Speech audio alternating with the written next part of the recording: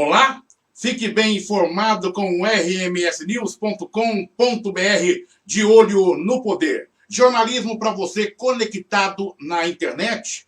Eu sou Oliveira Júnior, obrigado pela audiência. Comigo, Alberto Cassoni, gestor de marketing e inteligência empresarial. Hoje, quinta-feira, 7 de maio de 2020. Sorocaba, que amanhece com tempo parcialmente nublado, e a previsão da temperatura você confere ainda nesta edição do rmsnews.com.br. Obrigado sempre pelo carinho da sua audiência. De olho no poder, destaco que, com a confirmação de mais 16 novos casos confirmados do novo coronavírus nesta quarta-feira, portanto, ontem, em Sorocaba, a cidade atingiu um total de 188 casos. Desse total, 16 estão internados, 8 em UTIs e 149 já se encontram recuperados. Essa é ótima notícia. Os óbitos, lamentavelmente, com a confirmação da doença, continuam em 23.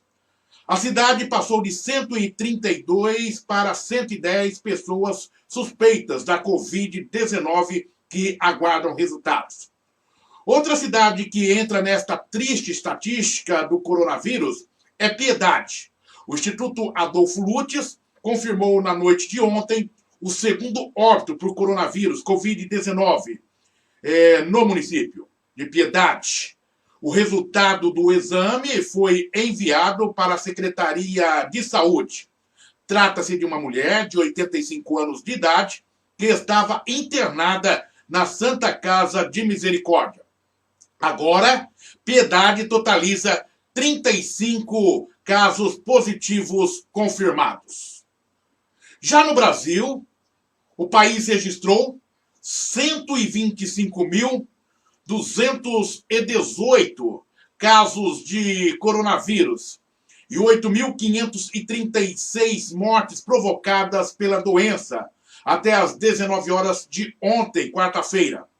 Neste momento, infelizmente, a realidade já deve ser outra e tomaremos conhecimento assim que o novo boletim do Ministério da Saúde for divulgado.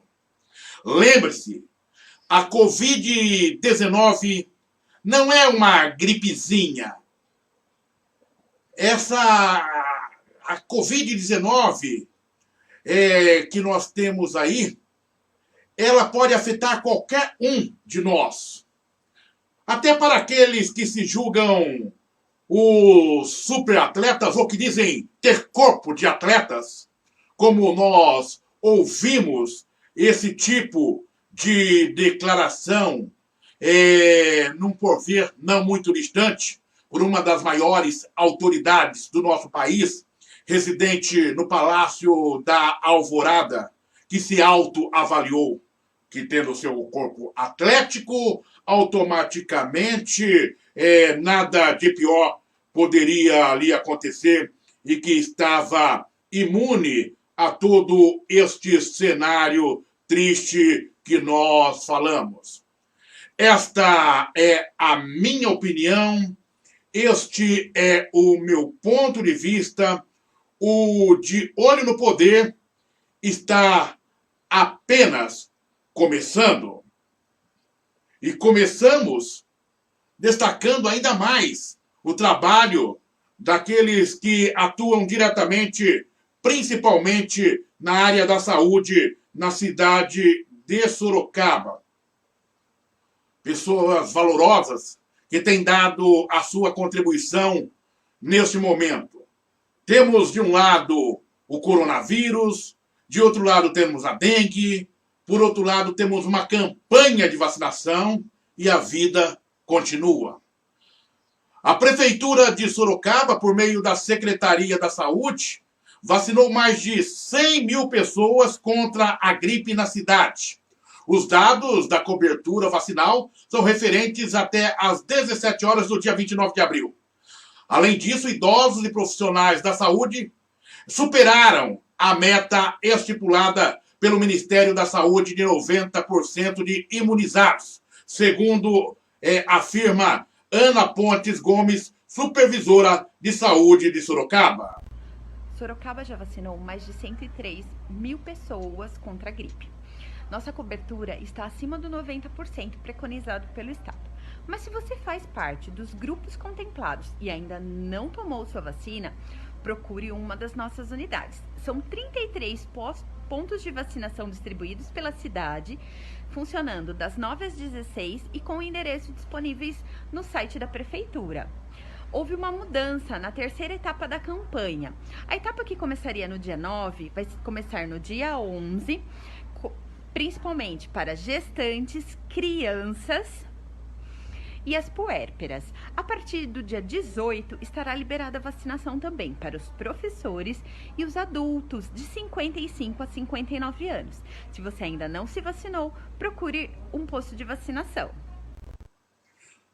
Parabéns aí pelo trabalho da equipe de saúde da cidade de Sorocaba, importante, ou seja, mais de 100 mil pessoas vacinadas.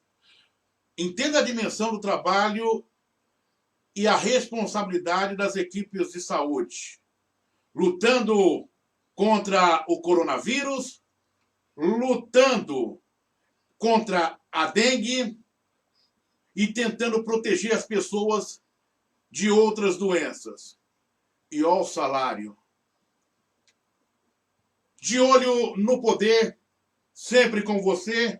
Abraços para a Vera Faruque, acompanhando o De Olho no Poder.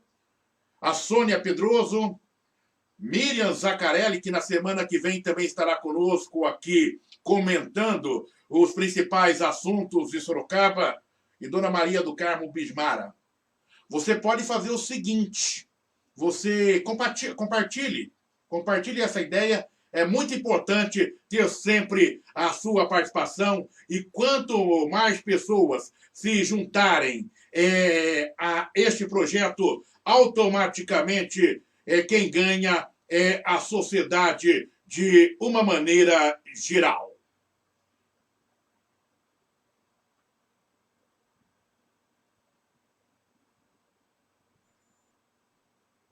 Em Sorocaba, o indicador de registros de inadimplentes caiu 0,7% no primeiro trimestre, de acordo com dados da Boa Vista. No resultado interanual, a inadimplência diminuiu 1,4%, enquanto nos dados mensais de março contra o mês anterior, o índice cedeu 0,8%. A recuperação de crédito do consumidor, por sua vez, subiu 0,3% no trimestre encerrado em março. No resultado interanual, a recuperação obteve queda de 4,2%, enquanto nos dados mensais de março contra o mês anterior, o índice avançou 0,2%. Alberto Cassoni, gestor de marketing e inteligência empresarial, comigo nesta edição, analisa este cenário. Alberto, satisfação. Satisfação, Oliveira e amigos do RMS News. Bem, veja que interessante, esses dados positivos aí no primeiro trimestre de 2020, é justamente num período em que a população, todos nós aí temos os carnês de Natal, temos aí o IPTU, o IPVA, a volta às escolas, ou seja, é um período onde a população consegue aí algumas obrigações. E foi um período positivo para a queda da inadimplência. Isso se deve, no meu ponto de vista, a um segundo semestre muito bom que o Brasil teve em 2019, que foi o melhor segundo semestre economicamente falando desde 2013. Tivemos o melhor Natal dos últimos anos e 2019 foi um período de recuperação dos empregos, né, com 800 mil novas vagas de emprego reconquistadas. A recuperação do crédito ele se deveu-se à queda da Selic, né, a queda dos juros, que a queda dos juros só é possível porque o Brasil sinalizou fortemente com o controle do teto dos gastos. Então, nós tínhamos aí um ambiente muito bom, economicamente falando, não é uma recuperação. Infelizmente, agora, o quadro é diferente.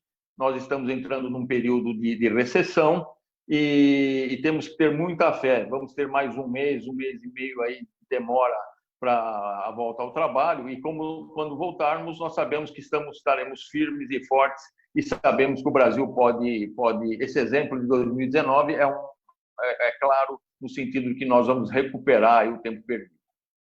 Alberto Cassone, gestor de marketing e inteligência empresarial, daqui a pouco volta analisando outros assuntos aqui no rmsnews.com.br, uma forma diferente de você ficar bem informado.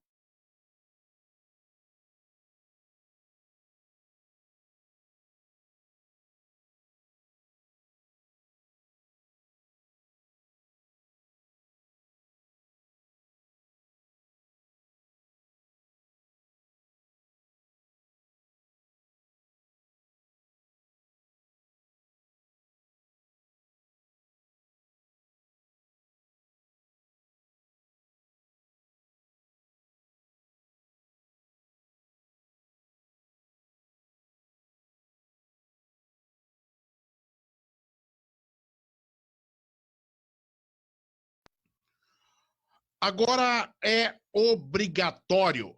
Entrou em vigor ontem, quarta-feira, o decreto que obriga o uso de máscaras de proteção facial contra o novo coronavírus Covid-19 em Sorocaba para todos que utilizam o transporte coletivo de passageiros, transporte individual por táxi e transporte individual por aplicativo.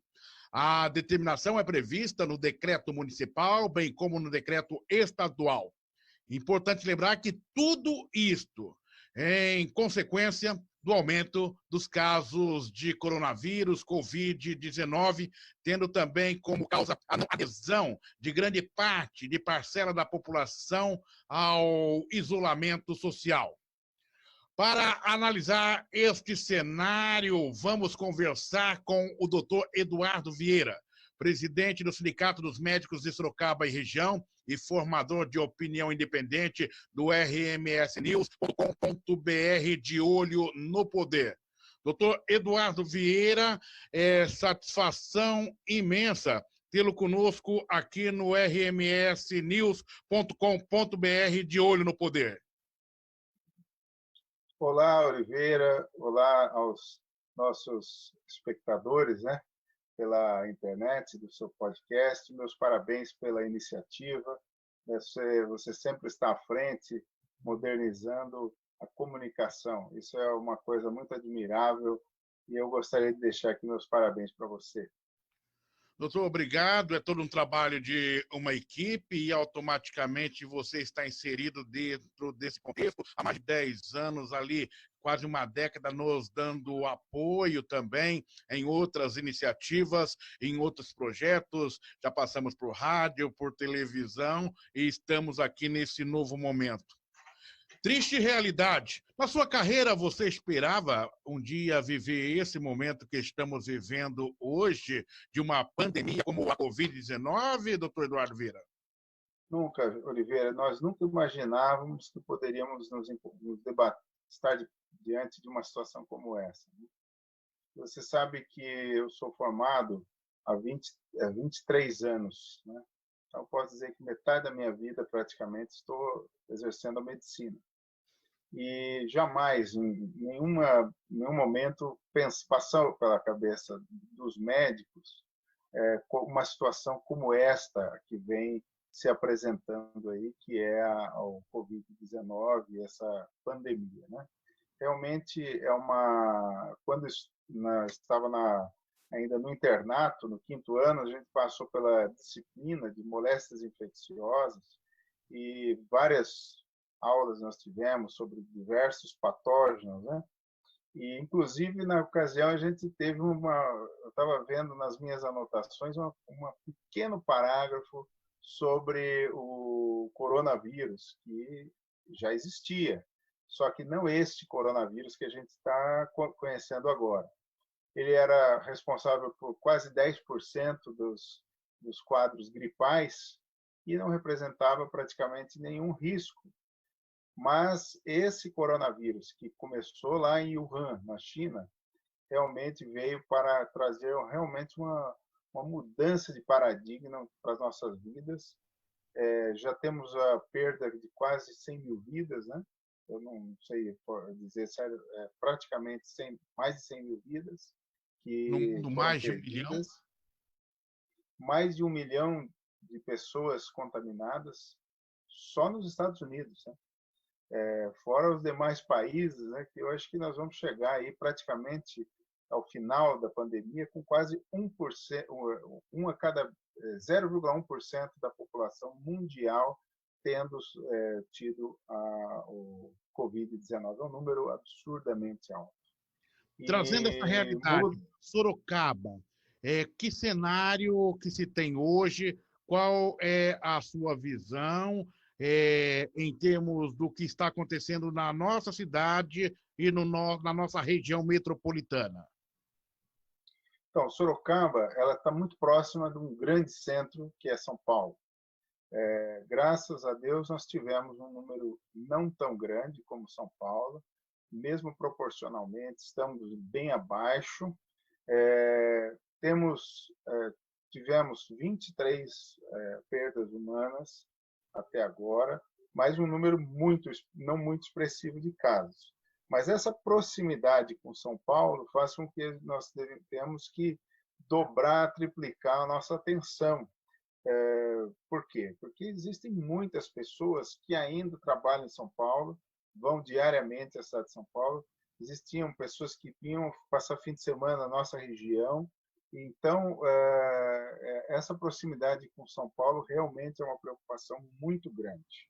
Agora, não é pouco também, se a gente considerar que nós tivemos a perda de 20 pessoas, nós temos vários casos ainda em investigação e mais quase 200 casos confirmados do coronavírus. Então, é uma preocupação que nós temos que ter. Doutor Eduardo, um cenário que eu quero procurar entender contigo, porque não tenho respostas ainda.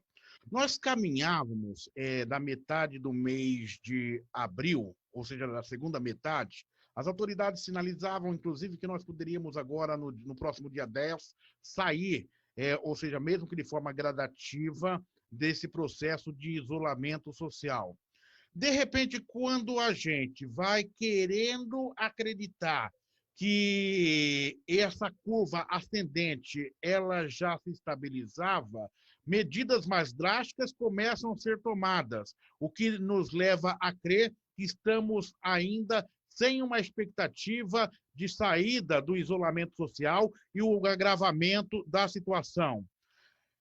Essa minha leitura, não como técnico, mas de um observador, ela, de agravamento da situação, ela é real ou isso faz parte, essas medidas de uso obrigatório de máscaras, alguns outros pontos já citados que poderemos ter aí, inclusive proibições mais drásticas, ela significa que ainda estamos longe do topo dessa serra? Essa curva, ela não está, ou seja, ela continua de forma ascendente?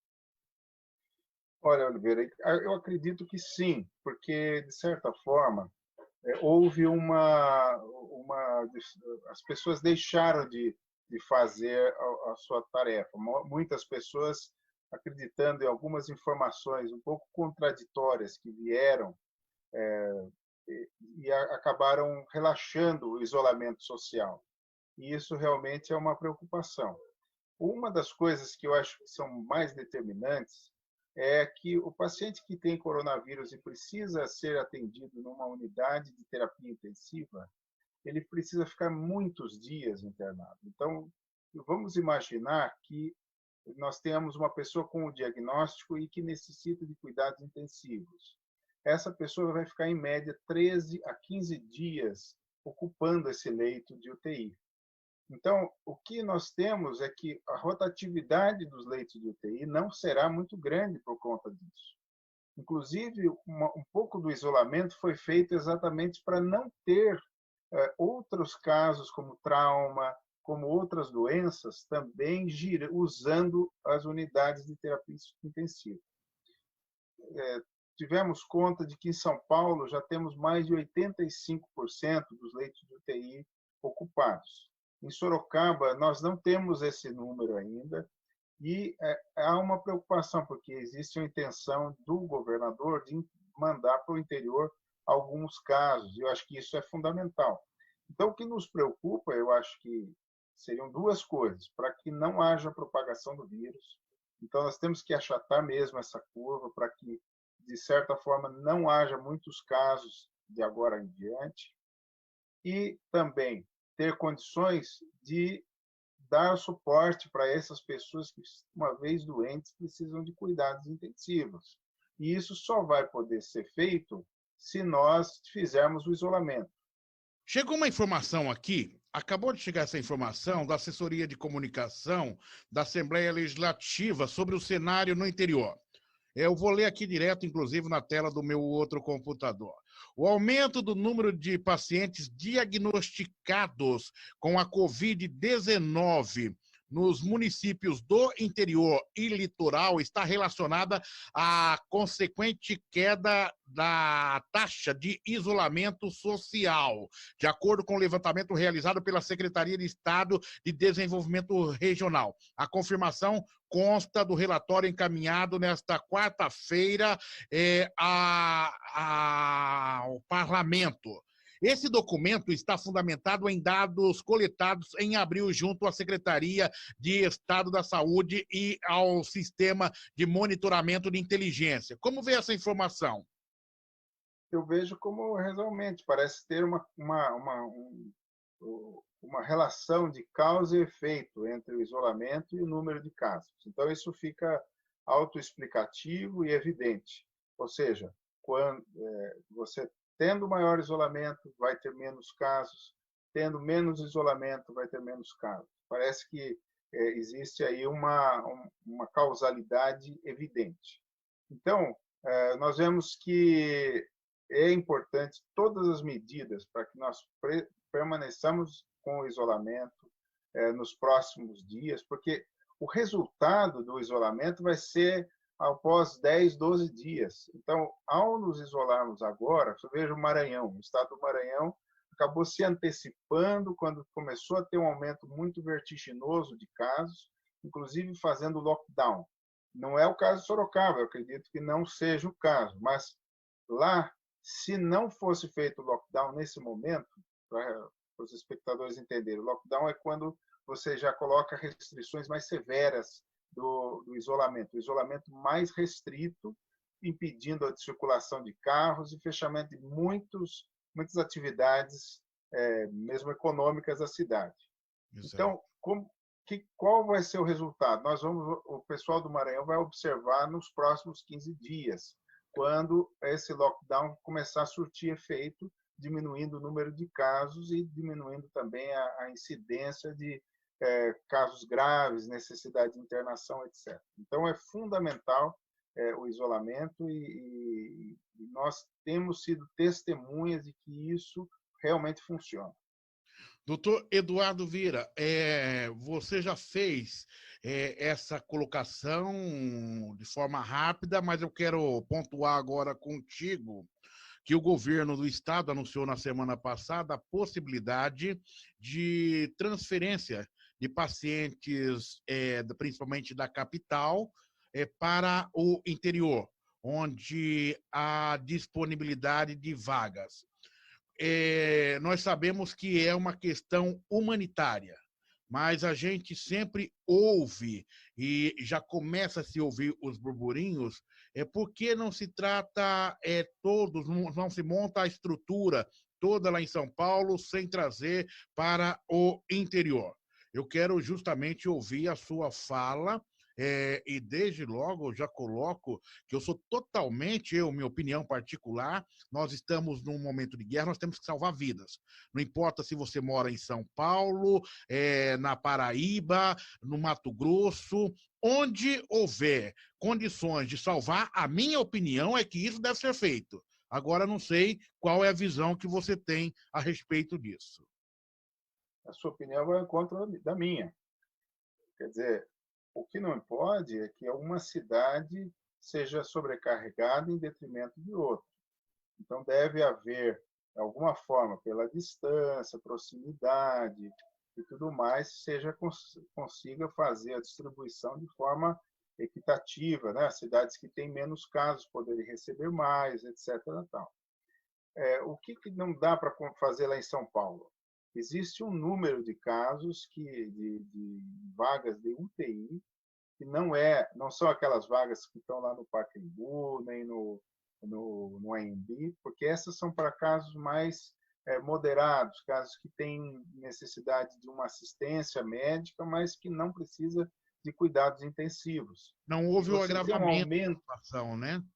É Isso. caso que não houve agravamento. Isso. E a gente tem observado que tem sido feito um esforço no sentido de dar condições para que a própria Santa Casa de São Paulo, que tinha menos leitos, agora parece que está recuperando alguns leitos. A mesma coisa aconteceu com o Hospital das Clínicas. E existem outros hospitais que teriam condição de ter mais vagas lá em São Paulo. Mas, com certeza, se não houver condições de acomodar, que possam ser trazidos para o interior, para que não seja necessário a pior situação que um médico pode ser colocado, que é fazer uma escolha de Sofia, ou seja, a escolha entre duas pessoas que estão na mesma situação de gravidade e ter que escolher, esse aqui vai para a UTI, esse não vai para a UTI porque nós não temos vaga e vai ter que fazer uma escolha. Isso é uma coisa que nós não queremos que aconteça jamais nessa pandemia e que pode vir a acontecer se não houver essa situação, né? E é importante que sejam feitos critérios, né? O doutor Eduardo, com aquela voz, ou seja, aquela fala da responsabilidade do médico, essa questão da escolha de Sofia é o seguinte: isso aqui, a situação dele é mais grave, ou seja, praticamente é irrecuperável. Vou tratar disso aqui, ou seja, tem que escolher entre a vida e a morte, entre um e o outro. Essa é a grande realidade, né? E é isso que a gente tem que evitar neste exato momento. Nós não temos que ter fronteiras para tratar dessa questão. Se precisar trazer para Sorocaba, para Votorantim, para onde for necessário. Somos todos, é uma questão humanitária, né? Quebra-se fronteiras nessa questão. Sorocaba, na sua visão, doutor Eduardo Vieira, como está administrando essa questão?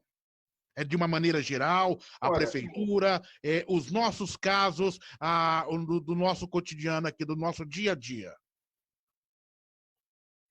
Olha, nós temos tido boas referências em relação aos equipamentos de proteção individual nos locais em que os colegas estão trabalhando. Na prefeitura, têm sido fornecidos equipamentos, em outros hospitais privados também, que nós temos conhecimento também. Se houver algum colega que está nos ouvindo e se tiver alguma reclamação, por favor, nos procure por meio do sindicato, que a gente também está aí para defendê-los. E não só os médicos, como também os enfermeiros, os auxiliares de enfermagem, toda a equipe de fisioterapeutas, né, que estão trabalhando junto a esses doentes. Em relação aos equipamentos, está ok. Em relação às medidas que foram tomadas precocemente pela prefeita, eu acho que foi excelente. Nós não podemos dizer que foi correto, foi correto. Em relação ao relaxamento de algumas atividades, pode ser que tenha sido precocemente, mas o Ministério Público e a Justiça também já corrigiram. Eu acho que as medidas estão sendo tomadas, quer dizer, já tem lá na nossa à disposição, caso haja uma situação emergencial, um local para ser feito. Então, a Sorocaba está preparada para se houver esse aumento maior. Eu acho que não devemos esperar que isso aconteça, devemos sim lutar para que continue fazendo o isolamento, pelo menos durante esse período do mês de maio, para que junho a gente possa estar colhendo esses resultados e possa já estar começando a fazer gradativamente diminuição do isolamento social e volta à vida normal. Eu não acredito que junho vai estar ainda dessa forma, mas à medida que formos tendo poucos casos, que for tendo mais segurança, poder diminuir o isolamento social. A gente não pode saber, é como se fosse uma situação de guerra mesmo. Não temos como prever como será daqui a 1, 2 semanas, 3 semanas, baseando-nos apenas em estatística, viu, Oliveira? A gente tem que trabalhar conforme... Eu vou te passar um número que chega aqui nesse momento para mim. Brasil. No Brasil, nesta quarta-feira, segundo o levantamento exclusivo do G1, junto às secretarias estaduais, ok? Deixa eu te passar, portanto, essa informação, você está ouvindo aí. Portanto, o levantamento do G1, junto às secretarias estaduais de saúde, foram registradas 8.022 mortes, ou seja, ultrapassamos a casa de 8.000 mortes provocadas pela Covid-19 e 121.600 casos confirmados da doença no país, doutor Eduardo. É muito triste, né? Sempre a gente tem que buscar sempre trazer uma palavra de ânimo, né, para o nosso espectador, para que a gente não possa entrar no desespero, né? É claro que a situação ela ainda não está sob controle, quer dizer, ainda temos alguns degraus aí para vencer. Vemos aí a história, como que aconteceu na Inglaterra, na França, na Itália, na Espanha, todos esses 4 países da Europa Ocidental com mais de 25.000 casos. Os Estados Unidos, que foi um desastre total, os Estados Unidos não teve a capacidade de superar essa situação, e o Brasil aí com mais de 120, você falou? 121.000. 121.000 casos, né? E vemos que nós, sozinhos, o Brasil está com muito mais casos confirmados. Muito mais casos do que o restante da América do Sul. Então, vemos aí a importância de nós darmos o devido valor ao trabalho que tem sido feito, que estava sendo feito pelo Ministério da Saúde, pelas secretarias estaduais e municipais de saúde também. Doutor Eduardo Vieira, obrigado por atender e, mais uma vez, e prestar aí o seu conhecimento e trazê-lo a público através do rmsnews.com.br de Olho no Poder, e vamos, ao longo desse período, conversando muito mais e esperamos que daqui a pouco, em poucos dias, nós possamos falar do número bem maior dos casos de recuperados, da curva descendente e não ascendente, como estamos no momento, e que possamos ter em breve boas notícias. Muito obrigado por atender mais uma vez ao rmsnews.com.br, doutor Eduardo Vieira. Obrigado a você, Oliveira, e a todos os espectadores. Um abraço.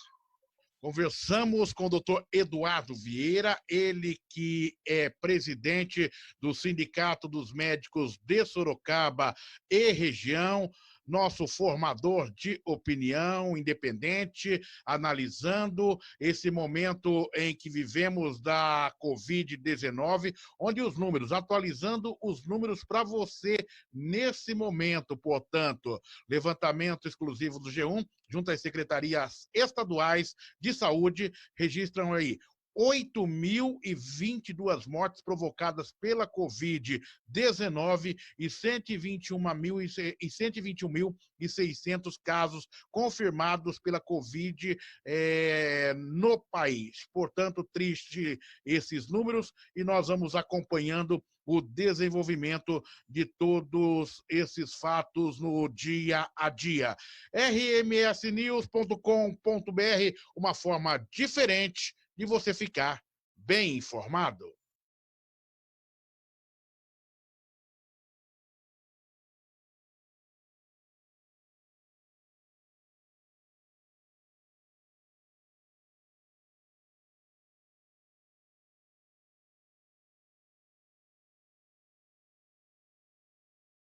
Formadores independentes, filiações, convenções para a escolha dos candidatos e os bastidores que só a nossa equipe tem. Entrevistas, debates e apuração. Eleições 2020. RMS Podcast, uma forma diferente de você ficar bem informado.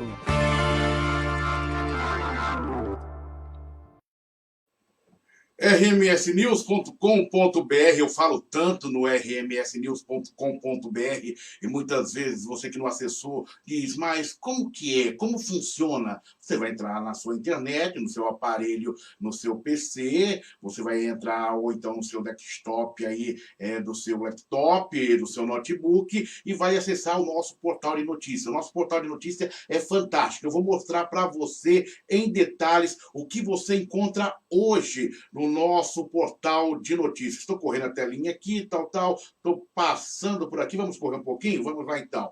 Esse é o rmsnews.com.br. Aqui você encontra as notícias atualizadas do dia a dia. Muito legal para você que nos acompanha. Então, vamos lá, correndo. Ali você tem várias apresentações, os comentaristas, os nossos formadores de opinião, Alberto Cassoni, gestor de marketing e inteligência empresarial, Claudinei Fernando Machado, especialista em segurança pública, Dr. Anselmo Bastos, também por ali, ele que é especialista em direito do consumidor e também especialista em direito do cidadão.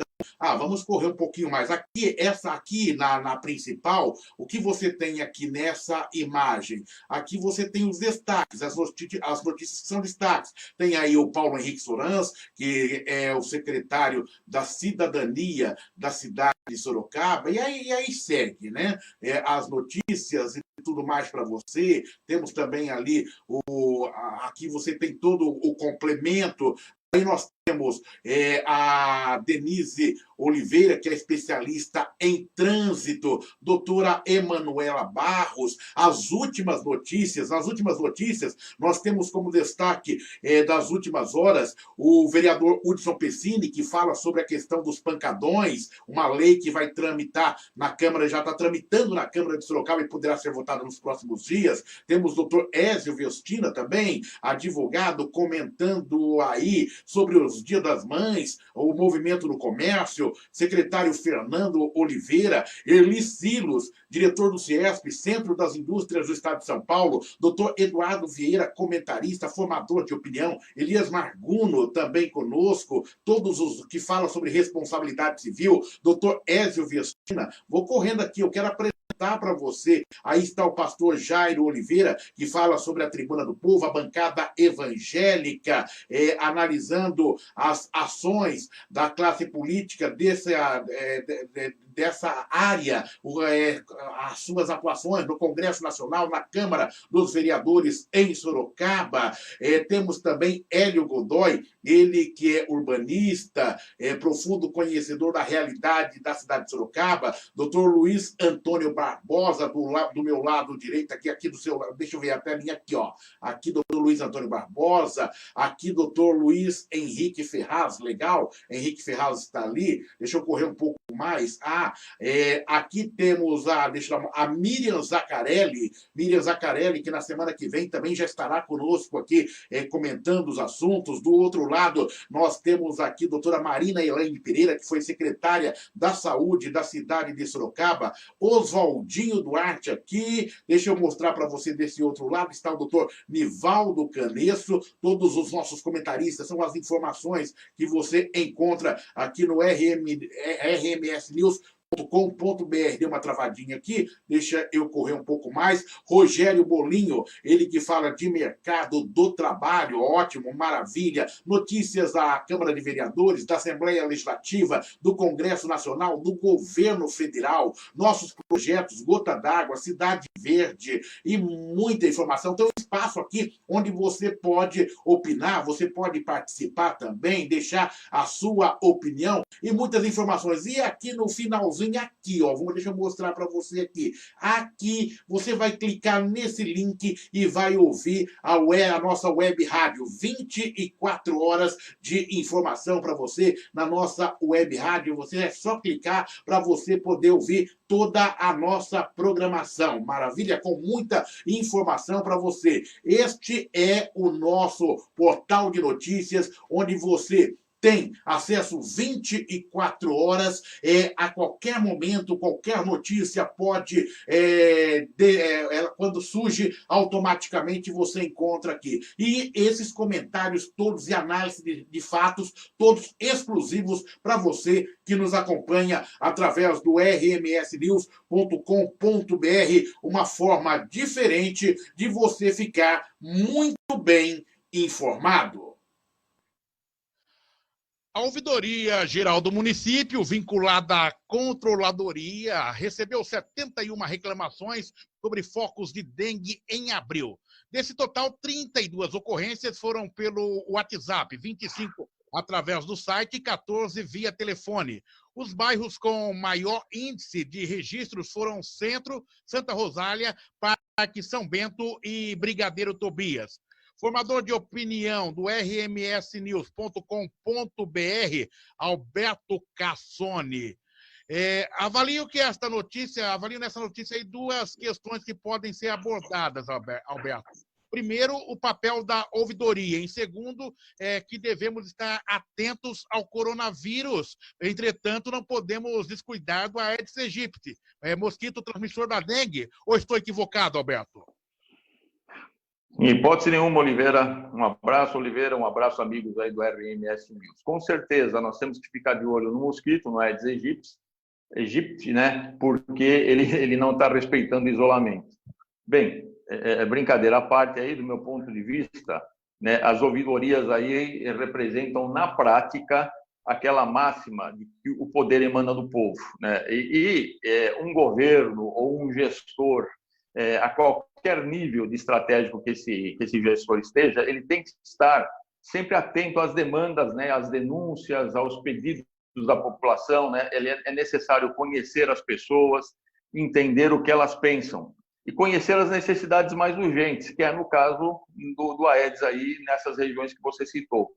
E principalmente onde a comunidade, onde a rede social quer chegar. Agora, numa cidade como Sorocaba, no porte de Sorocaba, é muito difícil para o prefeito, mesmo para um secretário ou para um diretor de divisão, que já está num plano tático, conhecer isso. Então, a ouvidoria ela é fundamental para se sinalizar quais são as medidas táticas para atender uma necessidade. Portanto, a ouvidoria tem um papel extraordinário.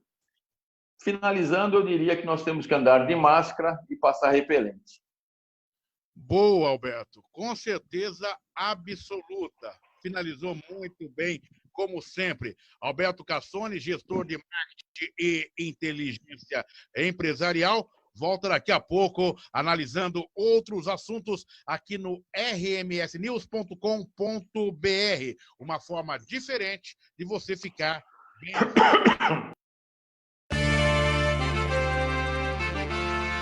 RMS Podcast. Eleições 2020. Todas as informações das eleições municipais da região metropolitana de Sorocaba, que escolherá prefeitos e vereadores, você terá aqui no RMS Podcast, analisado pela nossa equipe de formadores independentes. Filiações, convenções para a escolha dos candidatos e os bastidores que só nossa equipe tem. Entrevistas, debates e apuração. Eleições 2020. RMS Podcast, uma forma diferente de você ficar bem informado.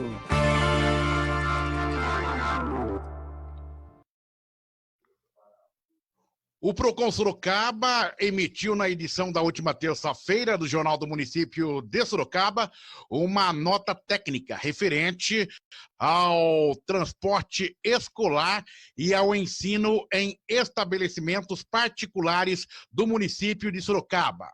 A nota tem a intenção de orientar aos consumidores e fornecedores sobre a continuidade dos contratos e as políticas do ensino à distância.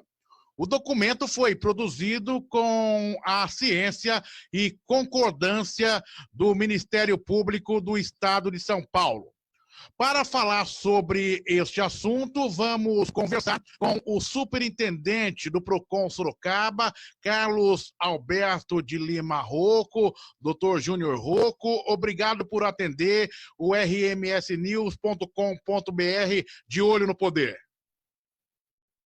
Oliveira, eu que agradeço, é sempre um grande prazer falar com você, enfim, falar com né, com todos que o acompanham e trazer aqui, né, essas orientações que o PROCON tem a transmitir a esses consumidores. Enorme prazer para a gente poder conversar um pouco com você. A satisfação é nossa. Eu vi e li a nota e vi da complexidade dela e o quanto ela tem um direcionamento para estabelecimento de regras, né, doutor? Ou estou equivocado? Só um texto, só num parágrafo aqui diz o seguinte: a nota técnica determina que todos os estabelecimentos participem, estabelecimentos particulares de ensino deverão informar aos consumidores sobre possíveis adequações de seus planos pedagógicos, o que inclui as mudanças que digam respeito à reposição das aulas no período de suspensão e mudanças orçamentárias. Qual é a abrangência geral do contexto dessa nota? É apenas os estabelecimentos ou aqueles demais fornecedores de serviços dentro da área do ensino, doutor?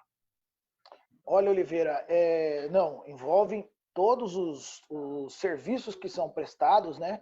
Nós estamos tratando até nessa nota como serviços acessórios, agregados, né, aos serviços educacionais. Então, ela envolve não somente, né, os serviços educacionais propriamente dito, como também até traz, né, uma orientação aí em específico ao transporte escolar, que é um tema que nós temos visto, percebido aqui, né, uma grande demanda também de reclamações, enfim, de dúvidas, né, a esse respeito. E a intenção do PROCON é trazer um pouco mais de luz, né, a essas dúvidas, tanto para o consumidor, né, que hoje tem aí afetado os seus rendimentos, os seus ganhos, né, foram diminuídos, como também aos fornecedores, né, que tem aí também as suas obrigações financeiras perante, né, os demais credores e não podem sofrer, né, uma paralisação dos seus negócios ou ter aí o risco de falência. Então, a nossa pretensão, Oliveira, é de tentar conciliar, trazendo aquilo que nós interpretamos, né, da norma legal a esse respeito e tentar proporcionar um ambiente que seja favorável a essa renegociação, a uma revisão dos contratos que traga um equilíbrio nas relações de consumo. Em linhas gerais, no primeiro ponto, aquele que tem um contrato com o estabelecimento de ensino, por exemplo, ele deve continuar pagando essa mensalidade? Oliveira, em linhas gerais, sim. A orientação que nós fazemos é de que sejam mantidos os contratos, né, educacionais. Porém, respeitado aí o direito do consumidor, né, no sentido de que, se houve, né, uma situação superveniente, um fato superveniente, aquilo que foi ajustado lá no início do contrato, na matrícula escolar, então, obviamente, que há a necessidade de se adequar, né, à realidade atual. Veja, anteriormente foi contratado o serviço presencial, né, de educação, né, de prestação de serviço educacional. E hoje há a necessidade de se adaptar a esse serviço e está ocorrendo, né, à distância, até para que não haja um perecimento, né, dessa metodologia de ensino, enfim, não haja um prejuízo educacional. Porém, Oliveira, me desculpe, o que ocorre? Nós temos percebido e as variedades, né, do serviço educacional são muitas. Veja, ele envolve a educação básica, né, que trata desde a educação infantil, ensino fundamental, médio, e aí a educação superior, que vem em sequência, tanto o ensino técnico, aquelas relações de consumo que compõem o aluno que fica em período integral na escola. Então, ele tem as atividades de contraturno, que são extracurriculares, a alimentação que ele faz na escola, que atualmente ele não tem feito. Então, tudo isso tem que ser agora rediscutido. São pontos contratuais que devem ser reavaliados. Então, nós temos percebido, através dessas muitas reclamações que nos têm chegado, e até isso não é, né, algo que vem sido vivenciado só na cidade de Sorocaba, mas em todo o país, né, a gente tem comentado aqui com especialistas da área do direito do consumidor, que esse será um duro teste à segurança jurídica do nosso país, especialmente para os contratos de relação de consumo. Nós temos percebido que há uma certa, agora, né, uma certa pretensão, onde as partes devem se sujeitar também à ideia de que devem perder menos, não é mais visar o ganho, né, mas em sim perder menos, perder assim a ponto de não prejudicar também o negócio do terceiro, enfim, a parte adversa desse contrato. Né? Interessante essa sua colocação do perder menos, porque dentro do processo de negociação nós temos o ganha-perde e o ganha-ganha, né? Ou seja, dizem que a melhor negociação o ganha-ganha não há mais ambiente para ele. Não dá para ganhar. Então agora já tem o ganha-perde, né? Todos estão perdendo, mas o objetivo maior é chegar a um consenso. Vocês falam muito aqui, doutor Júnior Rocco, sobre a negociação. Na nota que eu tenho aqui na minha frente, diz aqui: também será admitido o desconto de forma linear, desde que devidamente demonstrado seja feita essa demonstração. Vai justamente naquela linha anterior que você colocou, ou seja, de repente o estabelecimento ele tem a sua finalidade, seu objetivo, que é o ensino, mas ele oferece também ali o lanche na hora do intervalo, que hoje não está sendo utilizado. Isso daí pode entrar nesse processo de negociação, ou seja, a retirada desse pagamento, de serviço que está sendo executado? Então, o que nós temos recomendado aí, Oliveira? Até para tratar aí, porque dentro dessa sua colocação, a gente pode subdividir aí alguns itens e vamos a eles. A composição da mensalidade escolar, por legislação federal, ela é feita com base numa planilha de custos. Então, quando o aluno se matricula, lá em outubro, novembro, a instituição de ensino, ela faz, imagine-se uma cesta, que ela coloca todos os itens de custo, né, daquele seu serviço.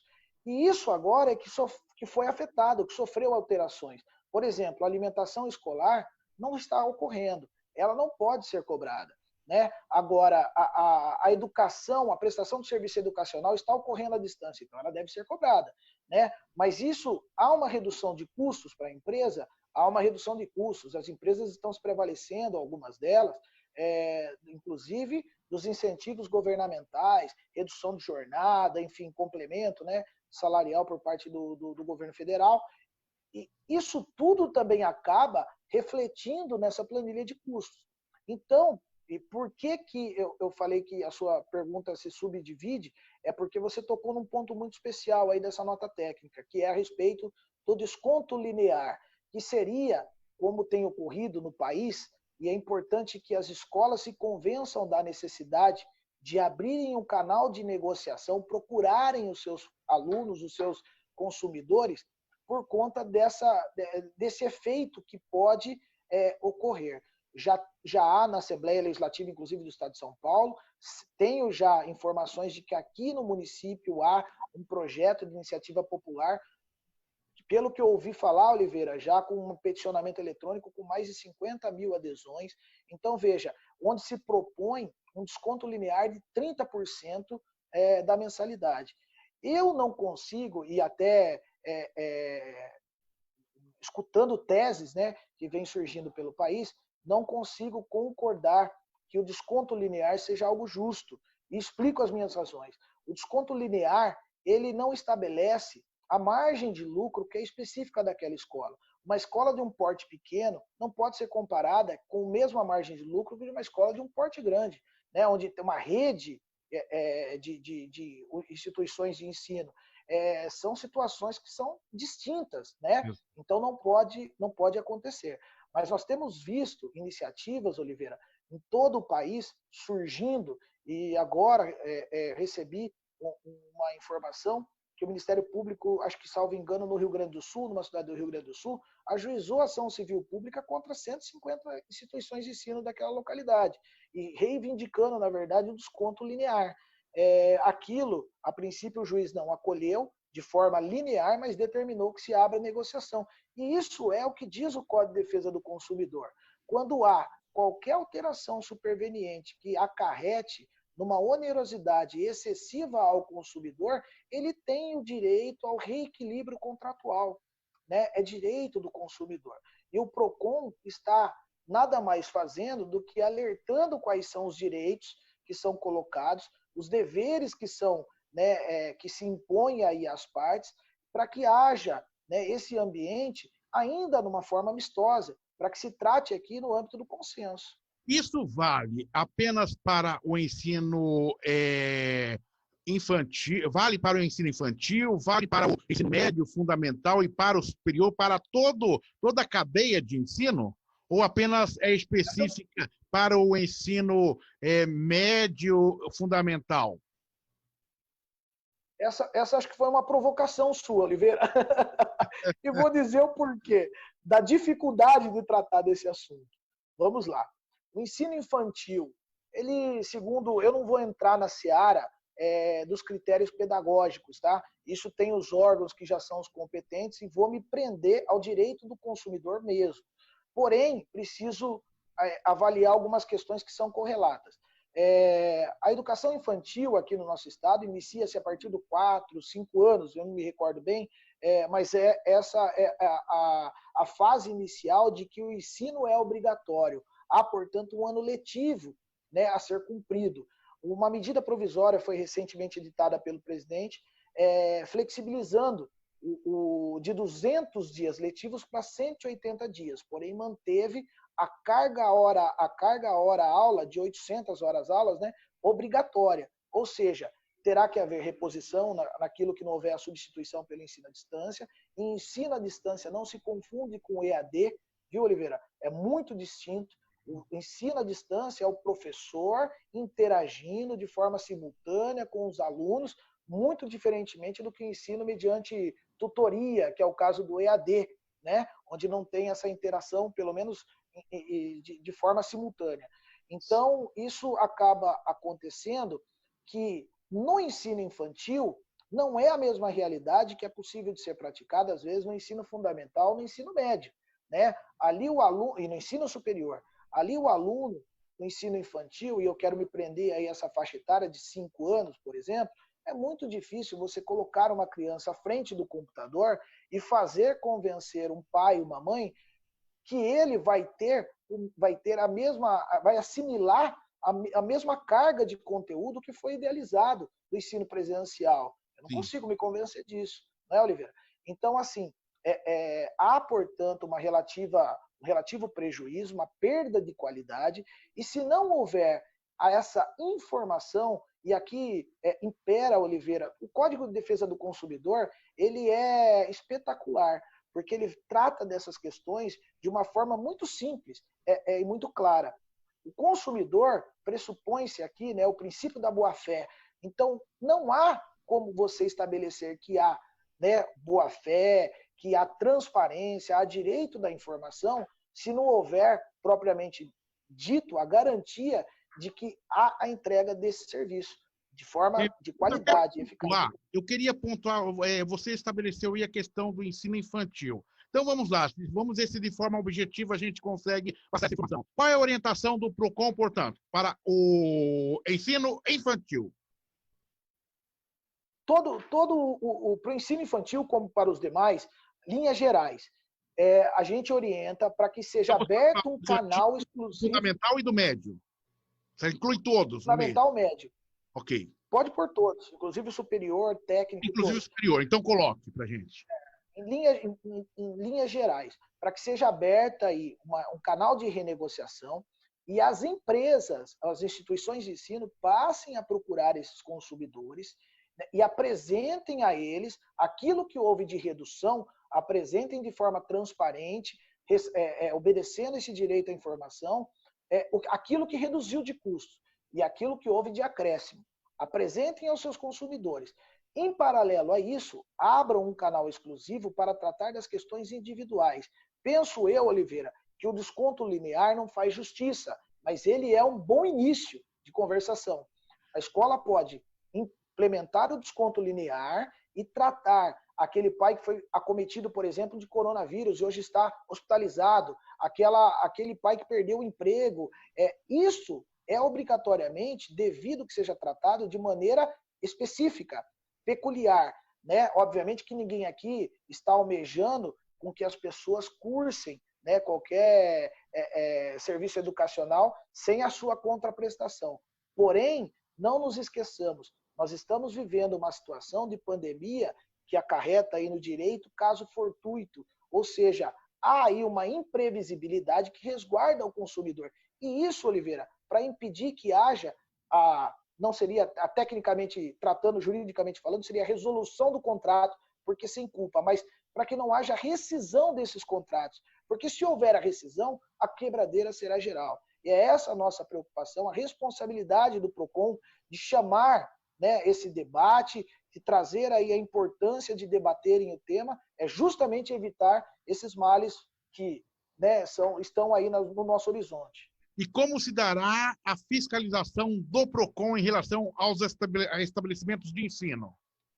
Então, o PROCON, já emitida essa nota técnica, fará hoje a notificação de todas as escolas de Sorocaba serão notificadas com prazo de 10 dias para que apresentem os esclarecimentos ao PROCON, dentro das recomendações já feitas pela nota técnica, quais as providências adotaram.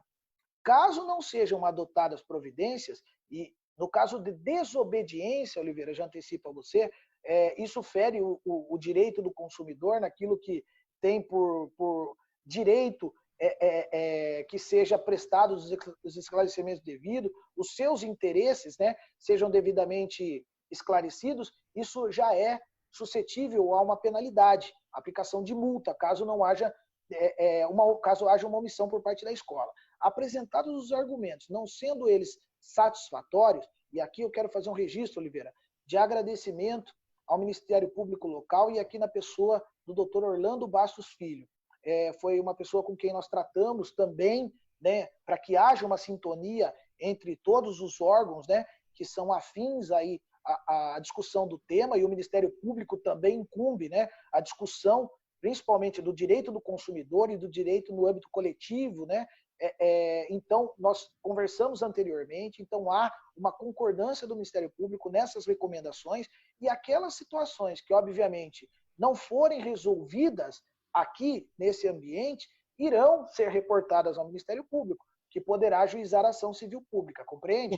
Então, essa é a medida. Em relação, para a gente finalizar, em relação ao transporte escolar, quais são as orientações? Transporte escolar não está ocorrendo a prestação do serviço. Nós estamos recomendando, para que não haja aí, né, um prejuízo, né, desses segmentos, desses setores, de que haja essa negociação e constitua-se como uma alternativa créditos futuros.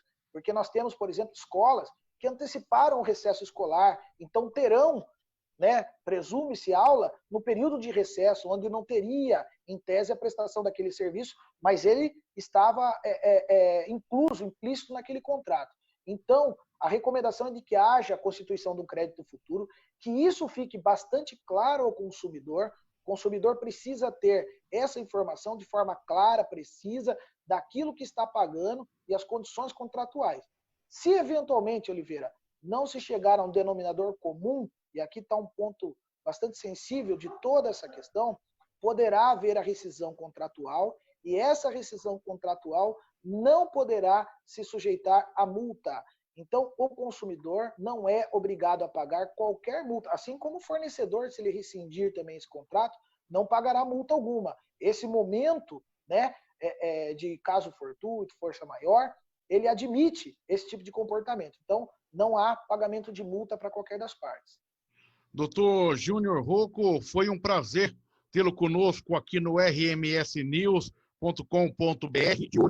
Obrigado por atender o nosso jornalismo. Tem um canal específico para contato com o PROCON Sorocaba, aqueles que necessitarem, doutor?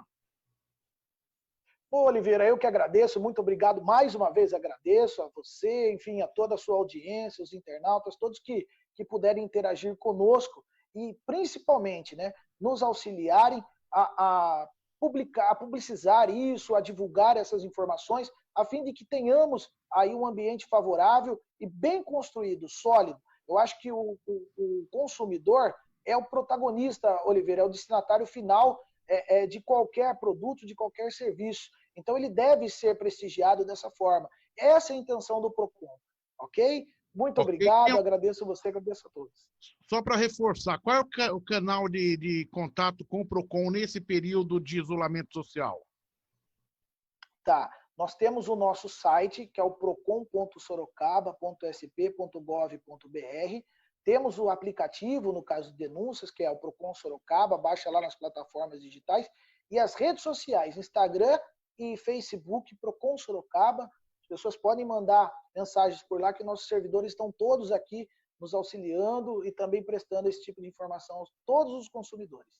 Obrigado, doutor Júnior Rocco, ele que é superintendente do PROCON Sorocaba, Carlos Alberto de Lima Rocco Júnior, nosso conhecido Júnior Rocco, que nos atende no jornalismo do rmsnews.com.br, ele que falou a respeito do PROCON, o PROCON que emitiu na edição da última terça-feira do Jornal do Município de Sorocaba, uma nota técnica referente ao transporte escolar e ao ensino em estabelecimentos particulares do município. rmsnews.com.br, uma forma diferente de você ficar bem informado.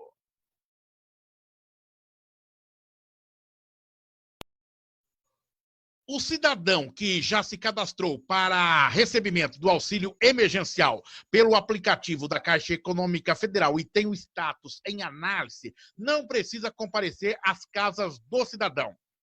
Os servidores municipais que estão trabalhando nas 4 unidades das casas do cidadão que abriram para atender as pessoas com problemas no cadastro do auxílio emergencial do governo federal tiveram um dia movimentado ontem, quarta-feira. No segundo dia de prestação de serviço, a Secretaria da Cidadania registrou o atendimento de 401 pessoas. Como aconteceu na terça-feira, o número total de orientação à população foi bem maior, já que os profissionais conseguiram ajudar aos munícipes já na fila de triagem. Formador de opinião do rmsnews.com.br, Alberto Cassoni. Vivemos num país de ilusão, Alberto Cassoni, e digo o porquê da minha pergunta. De ilusão e de fantasias, se levarmos em conta que no governo do PT, dados do próprio IBGE apontavam que milhares de pessoas haviam saído da linha da pobreza e, de repente, vem a pandemia do coronavírus, o governo cria um programa emergencial para socorrer um número estimado de 30 milhões de pessoas, acreditando estar estas pessoas dentro de um grupo de pobreza e de pobres miseráveis brasileiros, e este número, quando revelado, quase que triplica.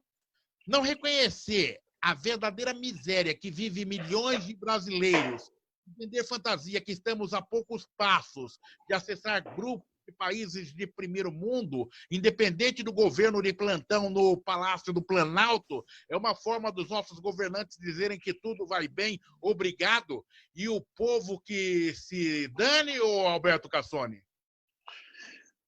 Olá, Oliveira, com certeza, Oliveira e amigos do RMS News.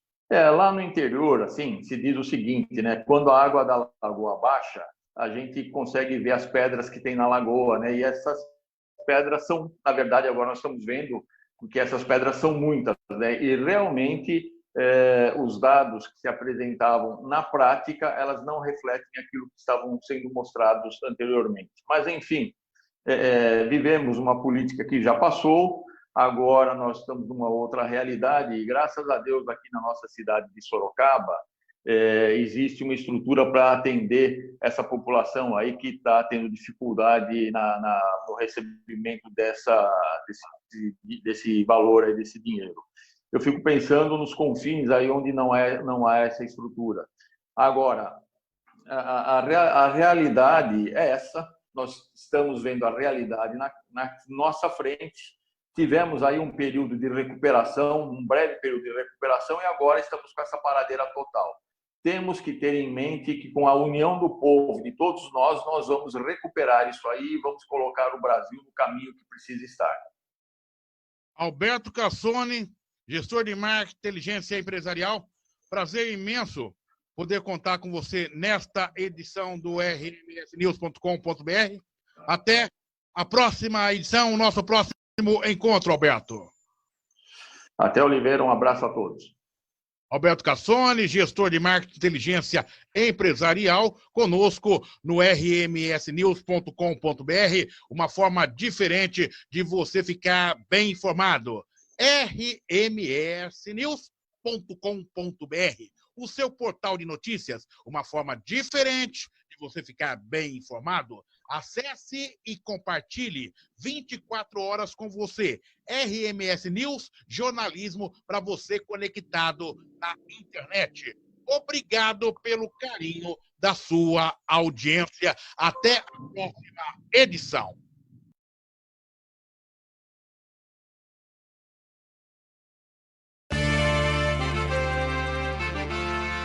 RMS Podcast. Eleições 2020. Todas as informações das eleições municipais da região metropolitana de Sorocaba, que escolherá prefeitos e vereadores, você terá aqui no RMS Podcast, analisado pela nossa equipe de formadores independentes. Filiações, convenções para a escolha dos candidatos e os bastidores que só nossa equipe tem. Entrevistas, debates e apuração. Eleições 2020. RMS Podcast, uma forma diferente de você ficar bem informado.